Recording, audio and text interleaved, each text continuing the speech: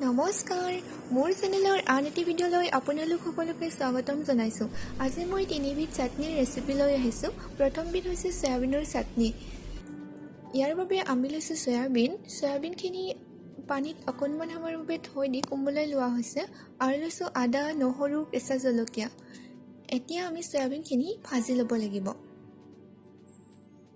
প্ৰথমতে তেল গৰম কৰি অকণমান হালধি আৰু অকণমান নিমখ দি চয়াবিনখিনি ভালদৰে ভাজি ল'ব লাগিব। চয়াবিনখিনি ভালদৰে ভজা হৈ গ'লে অলপ সময়ৰ বাবে ঠাণ্ডা হৈ যাবলৈ দিব লাগিব।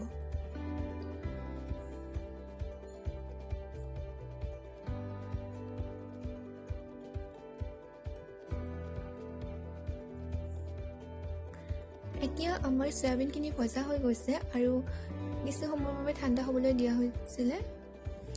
এতিয়া মই গ্ৰাইণ্ডাৰ মেচিনত এইখিনি চয়াবিন, নহৰু, আদা আমি যি লৈছিলোঁ গোটেইখিনি দি পিহি ল'ম।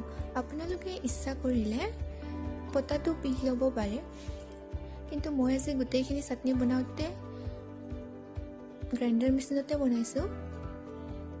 এতিয়া আমাৰ সেইখিনি পিহি লোৱা হৈ গৈছে।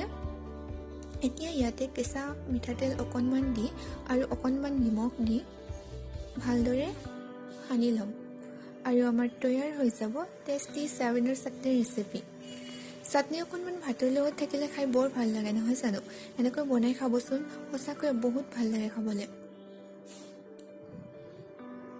আমাৰ টেষ্টি চয়াবিনৰ চাটনি ৰেচিপি তৈয়াৰ হৈ গৈছে। নেক্সট চাটনিবিধ হৈছে মান ধনিয়া আৰু আমৰ চাটনি। ইয়াৰ বাবে আমাক লাগিব কেঁচা আম। ইয়াতে মই 3টা লৈছোঁ। আপোনালোকে পৰিমাণসমূহ প্ৰয়োজন অনুসৰি ল'ব। আৰু লৈছোঁ নহৰু। এতিয়া মই গ্ৰাইণ্ডাৰ মেচিনত আমখিনি টুকুৰা টুকুৰকৈ কাটি দি দিম আৰু লৈছোঁ মান ধনিয়া আৰু আদা আৰু নহৰু। আকৌ কৈছোঁ, আজি মই গোটেইখিনি চাটনি গ্ৰাইণ্ডাৰ মেচিন ব্যৱহাৰ কৰি বনাইছোঁ, কিন্তু আপোনালোকে ইচ্ছা কৰিলে পটাটো পিহি ল'ব পাৰে, টেষ্টটো একেই থাকে।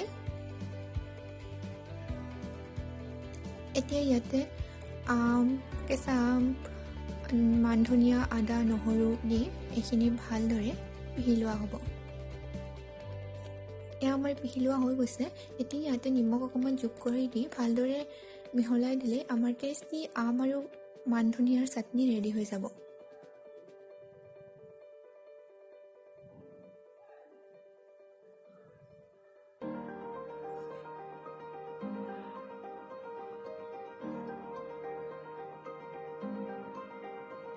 এয়া আমাৰ টেষ্টি মান ধনিয়া আৰু কেঁচা আমৰ চাটনি ৰেডি হৈ গৈছে।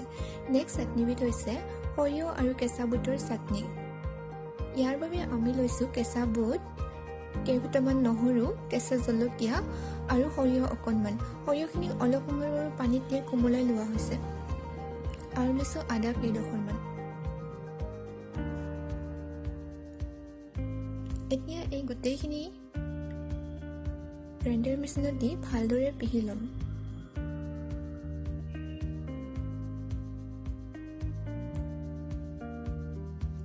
আকৌ কৈছোঁ, আপোনালোকে পৰিমাণসমূহ প্ৰয়োজন অনুসৰি ল'ব।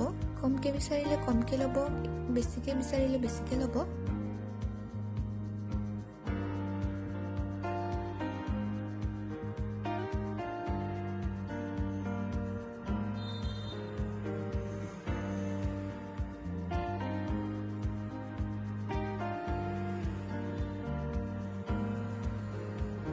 এয়া আমাৰ পিহি লোৱা হৈ গৈছে।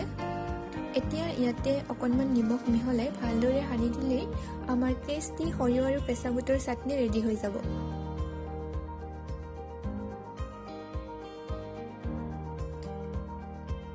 অকণমান নিমখ মিহলাই দিয়া হৈছে। এতিয়া আমাৰ টেষ্টি সৰিয়হ আৰু বুটৰ চাটনি ৰেডি হৈ গ'ল। আপোনালোকে ভিডিঅ'তে চাই কেনেকুৱা পালে জনাবচোন। আৰু চেনেলটো প্লিজ ছাবস্ক্ৰাইব কৰিব আৰু লাইক কৰিব আৰু কমেণ্ট কৰিব। ভিডিঅ'টো শেষলৈ চোৱাৰ বাবে অশেষ ধন্যবাদ।